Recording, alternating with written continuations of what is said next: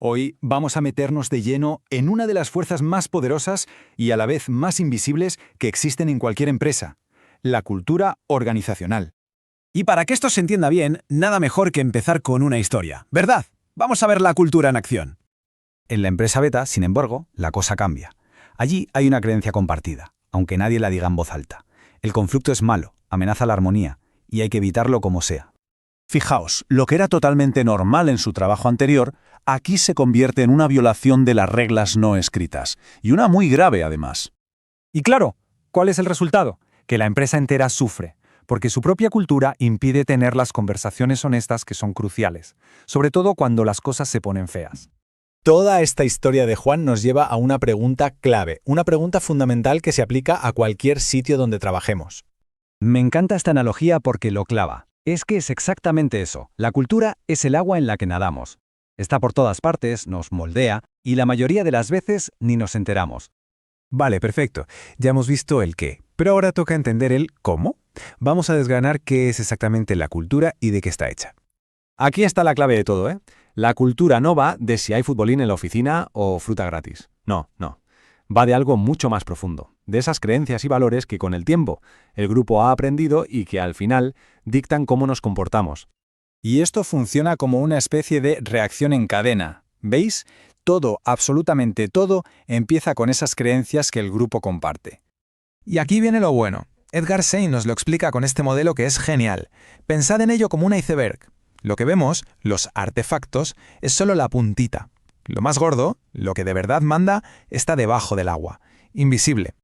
Venga, pues vamos a conectar los puntos. ¿Cómo es posible que algo tan invisible como una creencia se acabe convirtiendo en algo que todos podemos ver y sentir en el día a día? Si volvemos al caso de Juan, es que se ve clarísimo. Una sola creencia, una sola idea sobre el conflicto y ¡boom! Tienes dos mundos laborales que no tienen nada que ver el uno con el otro. Y claro, esa cultura se manifiesta de mil maneras. Estos artefactos son como las miguitas de pan que nos van dejando pistas. Son las señales que nos dicen qué es lo que de verdad se valora en una organización, más allá de los discursos oficiales. Entonces, la gran pregunta es, si las creencias son los cimientos, ¿quién es el arquitecto? ¿Quién pone el primer ladrillo? Bueno, pues aquí no hay duda, los líderes. Esta frase es oro puro. Es probablemente la regla número 1 para entender cómo se forma una cultura. Aquello en lo que el líder pone el foco, en lo que insiste, lo que mide, eso y no otra cosa se convierte en la cultura. Y ojo a este dato porque es brutal, el 85%. Se dice pronto. Esto significa que lo que un líder hace, sus gestos, sus decisiones del día a día, pesa infinitamente más que lo que dice. Es el famoso predicar con el ejemplo llevado a su máxima expresión. Para ilustrar esto, hay una anécdota de Gandhi que es simplemente perfecta. Él le pide que vuelva en 3 semanas. La mujer, claro, se queda un poco extrañada, frustrada incluso, pero acepta, y vuelve pasado ese tiempo. Cuando ella le pregunta por qué la hizo esperar, él le responde algo como «porque primero tenía que aprender yo mismo a dejar de comer dulces». La lección es potentísima. No se puede instalar un valor en una empresa si quien lidera no lo vive en primera persona. Entonces, ¿a dónde nos lleva todo esto? A una conclusión súper importante. La cultura no puede ser algo que simplemente pasa. Hay que diseñarla. Tiene que ser intencionada. Y ojo, no existe la cultura perfecta universal.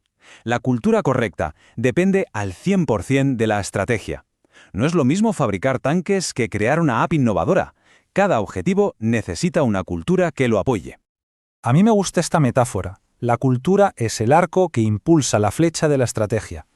Si están alineados, la flecha vuela lejos y da en el blanco. Si no, pues ya sabemos lo que pasa.